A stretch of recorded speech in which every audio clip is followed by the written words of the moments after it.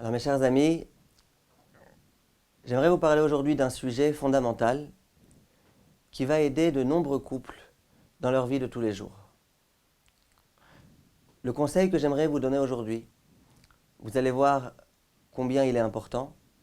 Je peux vous dire que je l'ai déjà expérimenté des dizaines de fois. La plupart des couples qui sont venus me voir et qui avaient ce problème-là, lorsque je leur ai exposé ce que je vais vous exposer maintenant, ça leur a permis de résoudre complètement tous leurs problèmes. De quoi je souhaite parler aujourd'hui avec vous. Vous savez que dans la vie du couple, il y a énormément de fois des décisions décisives à prendre. Dans la vie, il y a quelquefois des confrontations d'opinions. L'homme a son avis, la femme a son avis. Et puis le couple, formant une seule entité, va devoir prendre une décision. Une décision qui va impliquer aussi bien l'homme que la femme. Et la question qui se pose, c'est comment faire pour pouvoir mener une discussion et pour pouvoir finalement aboutir à une conclusion. Comment faire pour que la discussion soit constructive et non pas explosive? Et comment faire pour finalement accéder à la vérité? Comment faire pour que l'objet de la discussion permette de lier les conjoints du couple de plus en plus?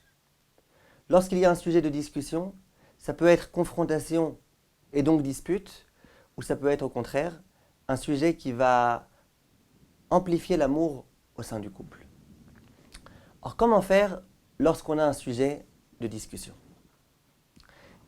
Comme je vous ai dit, aujourd'hui je vais vous dire un très très grand chidouche. Ouvrez grand vos oreilles, vous allez voir, ça vaut le coup. Comme on l'a dit une autre fois lors de l'un des cours, au sein du couple, il ne faut sûrement pas qu'il y ait de compétition. Il ne doit pas avoir d'esprit compétitif. Lorsqu'un homme et une femme se marient, ils sont en train d'ouvrir une boîte qui va devoir réussir. Si la boîte réussit, c'est bien pour l'homme, c'est bien pour la femme. Il n'y a pas de compétition. Il faut que chacun ait son mot à dire, il faut que chacun puisse jouer son rôle de la façon la meilleure. De la même façon que dans le corps de l'homme, est-ce que la main droite est jalouse de la main gauche? Est-ce que la main droite se plaint pourquoi elle fait beaucoup plus d'activités que la main gauche? La main gauche est en vacances et pas la main droite? Non. Étant donné que tous les membres font partie d'un même corps, il est évident que lorsque la main droite agit, c'est la main gauche, c'est le corps tout entier qui bénéficie de ce qu'il fait. Et donc il n'y a pas raison du tout d'être jaloux l'un de l'autre. De la même façon au sein du couple. Comme je viens de le dire, on va avoir des discussions. Comment faire pour que ces discussions soient riches, que ces discussions soient intéressantes et qu'elles ne restent pas stériles? Les hommes, vous devez savoir, vous devez connaître ce qui s'appelle en hébreu la chavruta. Qu'est-ce qu'une chavruta? Il y a deux hommes qui souhaitent étudier la Torah. Ils souhaitent essayer de décrypter un texte des Gemara. Ils souhaitent comprendre la profondeur d'un texte, comprendre le pshat dans un Tosfot. Et donc ils sont deux. Ils se disent on va s'asseoir ensemble, on va essayer ensemble de décortiquer la profondeur du texte de Gemara. C'est toujours passionnant, c'est toujours intéressant. La Torah est profonde, il y a des textes qui sont compliqués. Et lorsqu'on confronte nos opinions, lorsqu'on réfléchit ensemble, lorsque chacun apporte sa vision des choses, souvent ça aide à accéder à la vérité. Donc, les deux compagnons d'études s'asseyent, ça peut être pendant 1 heure, pendant 2 heures, dans les yeshivot pendant toute la journée. Et ensemble, on se casse la tête, on essaye de comprendre, on essaye d'accéder à la vérité. Quelquefois, moi je vais avoir une compréhension des choses, et mon compagnon d'études ne va pas du tout être d'accord. Que se passe-t-il à ce moment-là? Quelquefois, je crois savoir qu'il y a des chavrutot qui ne fonctionnent pas très bien. L'un n'est pas d'accord, et donc il se met à crier, l'autre lui crie dessus à nouveau, et le premier recrie à nouveau, et chacun bouge ses oreilles, et au lieu d'écouter ce que l'autre a à dire, il souhaite lui-même imposer son opinion. En général, l'étude avec ce genre de chavrutot reste stérile. Elle ne vaut pas le coup. Qu'est-ce qu'une bonne chavruta? Une bonne chavruta, c'est deux personnes qui s'asseyent et qui ont tous les deux omniprésents dans leur esprit le fait qu'il faut accéder à la vérité. Ce qui nous intéresse, c'est la vérité. Il y a une vérité. La Torah est vraie. Il y a une compréhension véritable de ce texte. Qui est-ce qui a raison? Est-ce que c'est toi qui as raison ou est-ce que c'est moi qui ai raison? On va réfléchir. Et lorsque je sais que l'autre a une opinion à donner, eh bien je l'écoute. Ah mais finalement s'il réussit à me convaincre, c'est lui qui va avoir raison? Très bien, qu'il ait raison. Ce qui m'intéresse, ce n'est pas de vaincre l'autre, c'est pas de triompher, c'est pas de lui montrer que c'est moi qui ai raison, c'est d'accéder à la vérité. Dès lors que je peux accéder à la vérité grâce à l'autre, eh bien ça vaut le coup. Et ça, c'est le propre d'une bonne chavruta. Bien sûr que quelquefois on crie, parce que c'est comme ça, c'est le feu de la Torah. On crie l'un sur l'autre et on s'excite un petit peu, et c'est bien. Simplement, il faut être à l'écoute. Et lorsque l'autre me donne son opinion, il faut que j'écoute. Dès lors que j'ai bien écouté, je peux ensuite donner moi-même mon opinion. Si finalement il m'a convaincu, très bien. Si c'est moi qui l'ai convaincu, très bien. Il me semble, je sais que c'est mon chidouche à moi, mais je pense que c'est la même chose au sein du couple. Un bon couple, c'est un couple qui est chavruta. Il y a l'opinion de l'homme, il y a l'opinion de la femme. On va s'asseoir et on va faire chavruta. On a un sujet de discussion, un sujet important. Ça peut concerner des sujets spirituels. Où est-ce qu'il faut envoyer les enfants, dans quel type d'école? Où est-ce qu'il va falloir habiter? Il va falloir habiter en Israël ou il va falloir habiter en France? Est-ce que le mari doit aller travailler ou est-ce qu'il vaut mieux qu'il étudie? Ça peut être des sujets beaucoup plus matériels. Ce mois-ci, on peut se permettre de s'acheter une voiture ou pas? Qu'est-ce qu'on fait avec les finances? Qu'est-ce qu'on fait avec le compte en banque? Comment on gère les choses? Voilà les discussions. Comment on fait pour essayer de profiter justement de ces sujets de discussion pour pouvoir s'enrichir, pour pouvoir nouer un lien?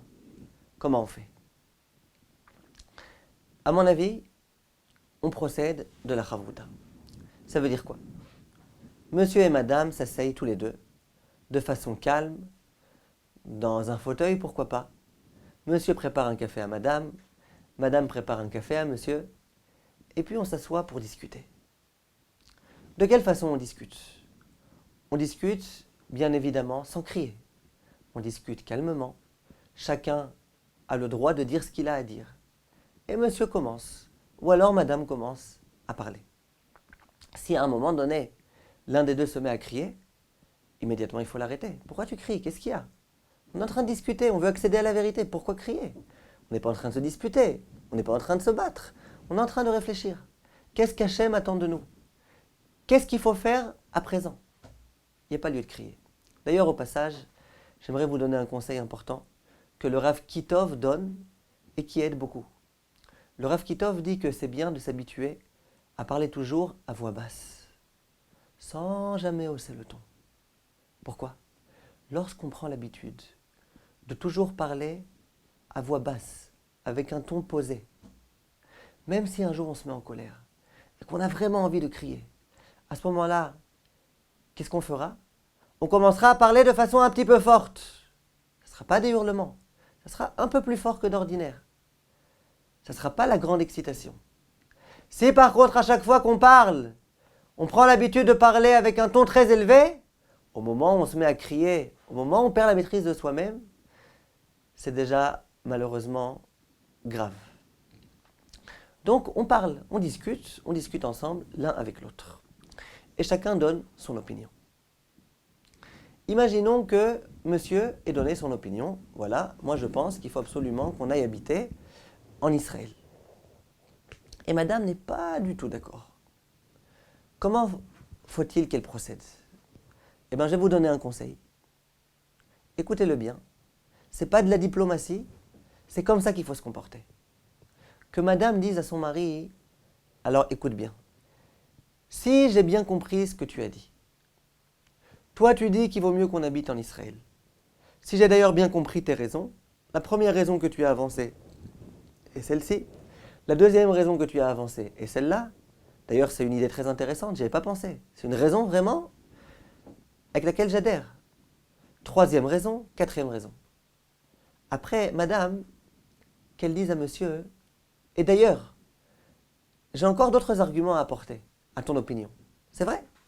Je pense que c'est aussi bien qu'on a habité en Israël parce que ceci et parce que cela, et je vais t'apporter mes opinions. Une fois qu'elle a repris tout ce que le mari a dit, qu'elle a même été capable d'argumenter un petit peu plus, à ce moment-là, si elle ne s'est pas laissée convaincre par son mari, elle peut lui dire maintenant, j'aimerais bien te donner mon opinion. À nouveau sans crier. On ne s'interrompt pas en plein milieu, on écoute l'autre jusqu'au bout. Et ensuite qu'elle dise à son mari, néanmoins, je pense que ce qu'il faut à présent, pour l'instant en tous les cas, c'est qu'on reste à habiter en France. Pourquoi? Voilà la première raison. Voilà la deuxième raison. Voilà la troisième raison. Et si monsieur n'est pas d'accord, qu'il répète à sa femme. Si j'ai bien compris ce que tu dis, voilà ce que tu dis. Ça, je suis d'accord avec toi. Ça, c'est intéressant. Maintenant, je vais te dire ce que moi j'en pense. Qu'est-ce qu'on gagne lorsqu'on se comporte de la sorte? Plusieurs choses. La première, c'est qu'en général, lorsqu'on discute, il arrive que la discussion soit stérile, que le dialogue soit un dialogue de sourds, parce qu'on n'a pas écouté ce que l'autre a dit. Quelquefois, on a écouté, mais l'autre n'est pas au courant qu'on a écouté. Donc le mari dit voilà ce que j'ai dit. La femme va dire moi je suis pas d'accord parce que. Et le monsieur va se répéter. Et il va répéter ce qu'il vient de dire au début. Les trois raisons qu'il a avancées au début, il va haouda les répéter. Pourquoi? Parce qu'il est sûr que la femme n'a rien compris. La preuve, la femme elle n'a pas parlé d'une seule des raisons qui a été avancée par le mari. Elle n'a fait qu'amener ses raisons pour le contredire. Si par contre la femme dit à son mari j'ai bien compris ce que tu as dit. D'ailleurs c'est intéressant. D'ailleurs moi aussi j'ai des arguments à apporter qui vont aller dans ton sens. Et j'ai bien compris chacun de tes points. D'ailleurs, j'étais capable de te les exposer. Tu es d'accord que c'est ce que tu as dit? À ce moment-là, au moins, le mari peut être sûr d'une chose, c'est que sa femme a compris exactement tout ce qu'il a dit. Donc, on va déjà gagner qu'il ne va pas avoir besoin de répéter, comme dans un dialogue de sourds, les mêmes arguments, puisque ces arguments-là, la femme les a compris. Elle a même été capable de les lui exposer à nouveau. De cette façon-là, on résout déjà un problème. En dehors de ça, quand on est capable de répéter l'argument de l'autre, d'une certaine façon, ça va pouvoir nous aider un petit peu de nous convaincre de cela. Pourquoi? C'est nous-mêmes qui l'avons dit. On l'a dit dans nos mots. On a utilisé nos termes. On a argumenté à notre façon. Peut-être ça va m'aider à me convaincre. Peut-être que madame va être d'accord avec son mari parce que justement, elle a été capable de répéter. En dehors de ça, lorsqu'on avance l'opinion de l'autre, en premier, lorsqu'on dit à l'autre voilà ce que tu as dit, lorsque on est capable de flatter les propos de l'autre, on l'honore. Souvent, quand il y a une discussion, malheureusement, chacun pense que l'autre a envie de l'écraser, que l'autre n'est pas prêt à l'écouter, que l'autre veut avoir le dernier mot.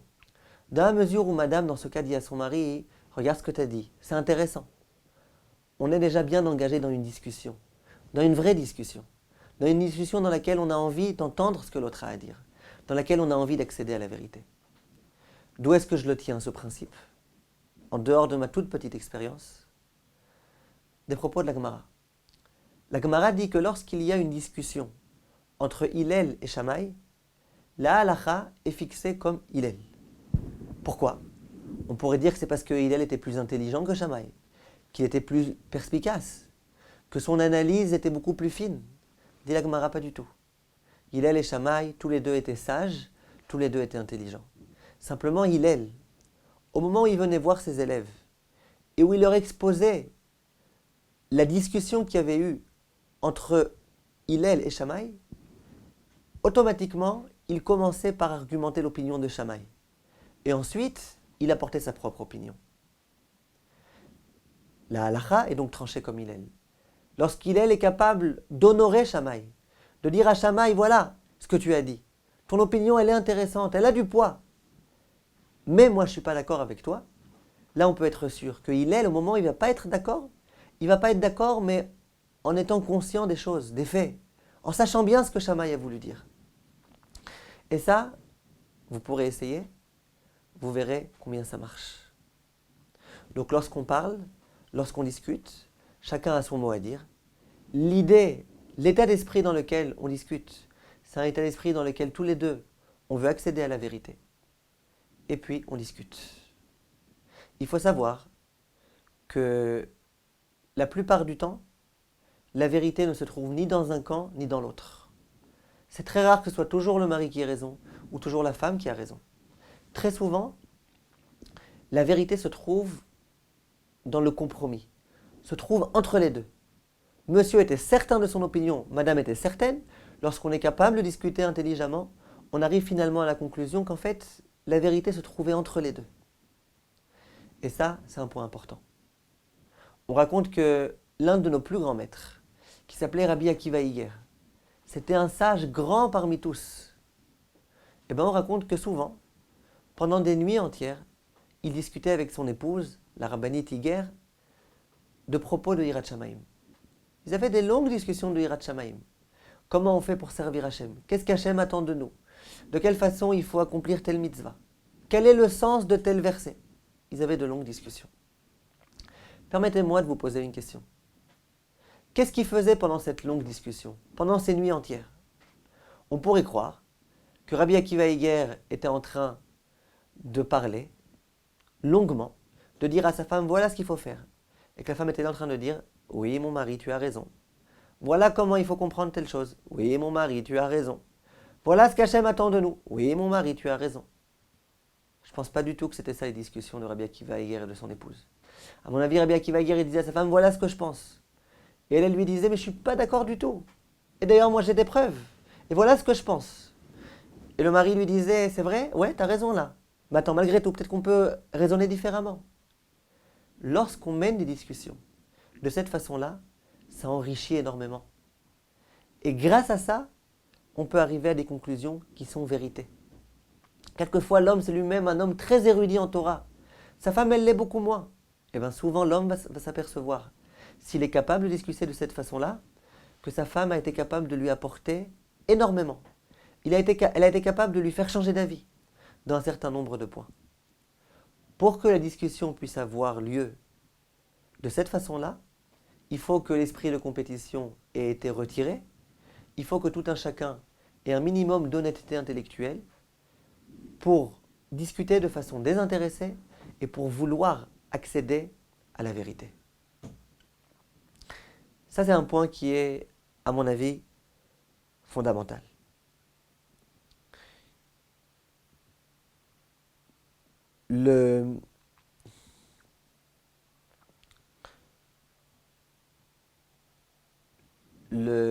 Un jour, il y a un couple qui est venu me voir. Ils avaient malheureusement un certain nombre de problèmes. C'était des élèves à moi très proches, donc j'ai essayé de les aider. Ils sont venus tous les deux dans mon bureau. Et à un moment donné, l'homme, qui était un homme très érudit en Torah, me dit, voilà, moi j'ai un problème avec ma femme. Tous les Shabbatot, je prépare un Dvar Torah que je dis à la table du Shabbat. Un passage très important de dire des Divrei Torah à la table du Shabbat, à la table en général, là où on mange. Il dit, mais j'ai un problème avec ma femme. C'est que, à chaque fois que je dis un Dvar Torah, elle me le démonte, et elle a toujours raison. Toujours raison. Alors moi, je ne savais pas s'il était ironique ou pas. Alors je lui ai dit, vous êtes ironique quand vous me dites qu'elle a toujours raison? Il me dit, non, elle a toujours raison. Je lui ai dit, alors c'est quoi ton problème?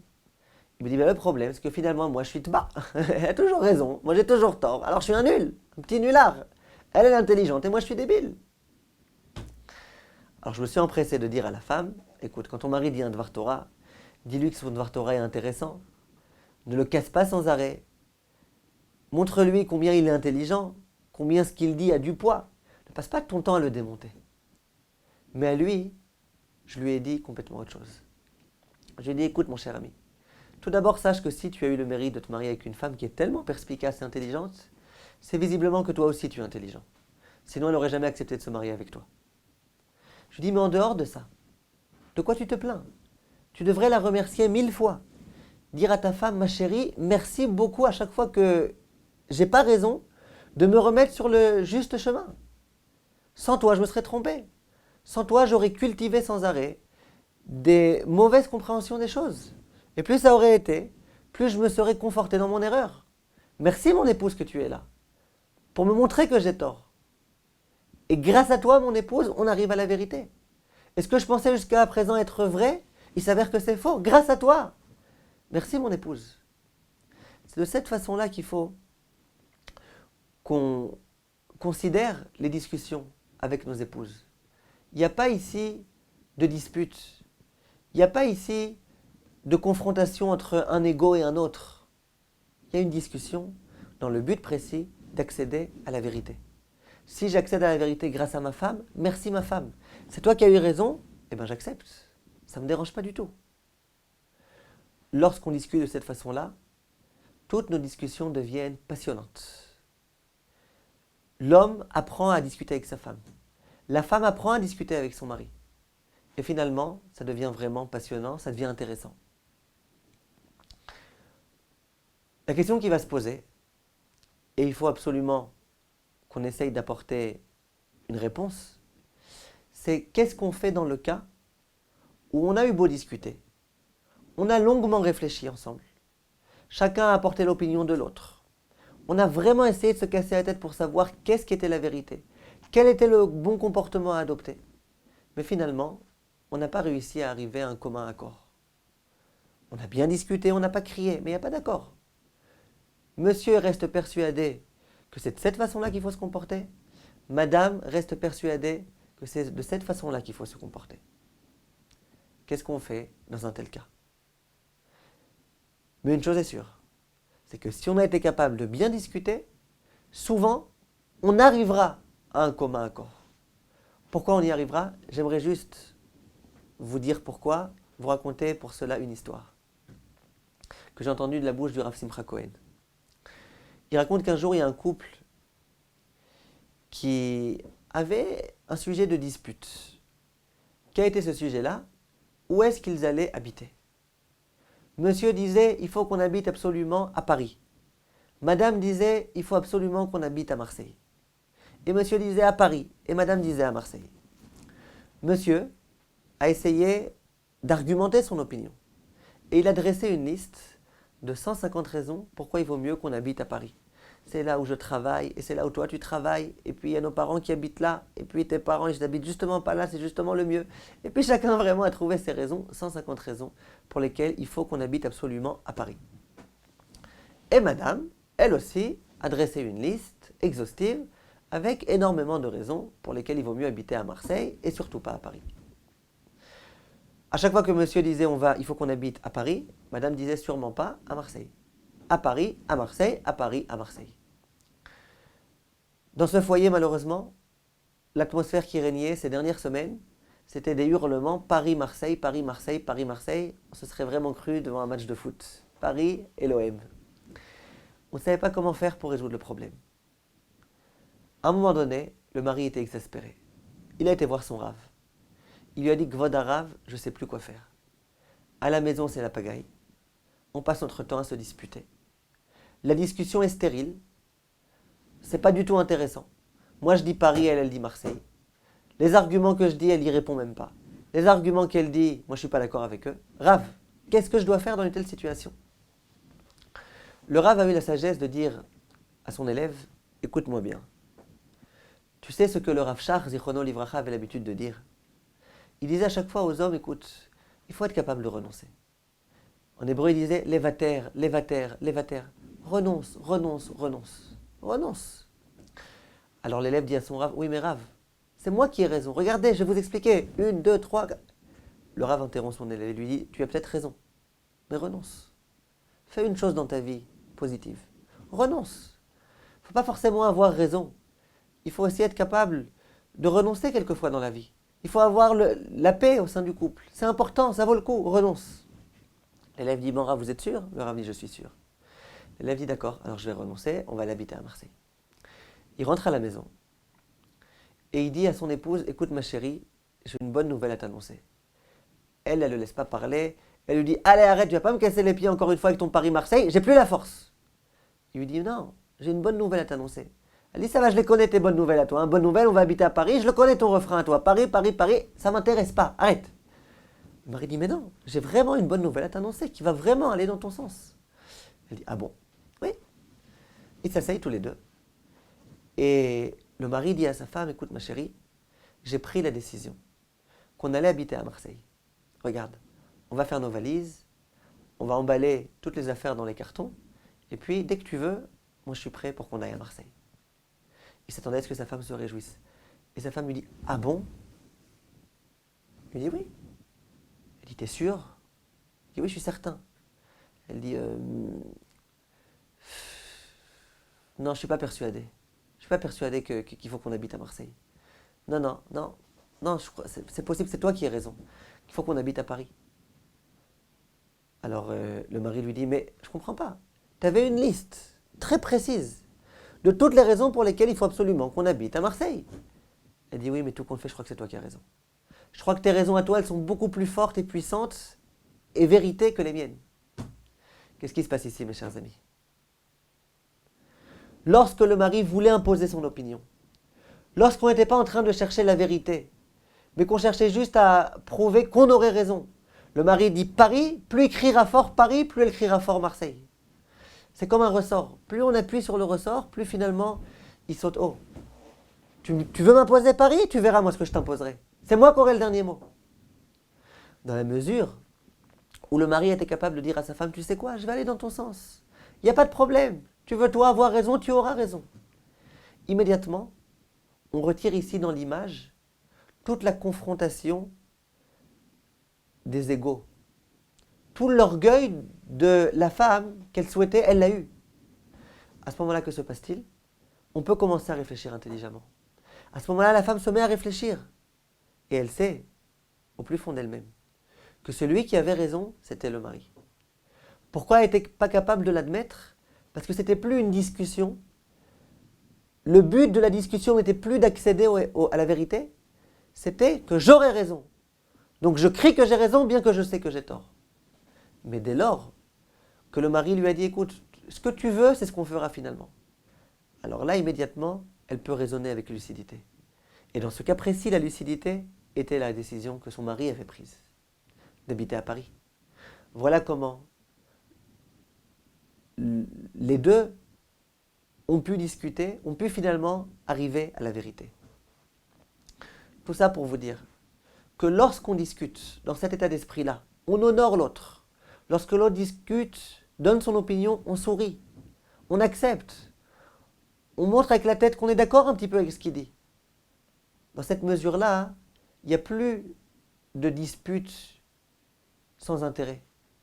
Il n'y a plus de confrontation de personnalité l'une face à l'autre.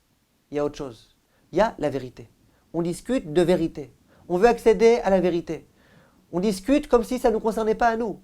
Comme si c'était une discussion qui concernait un autre couple. Qu'est-ce qu'on aurait dit dans ce cas-là? Monsieur, madame. Dans cette mesure-là, on pourra accéder à la vérité.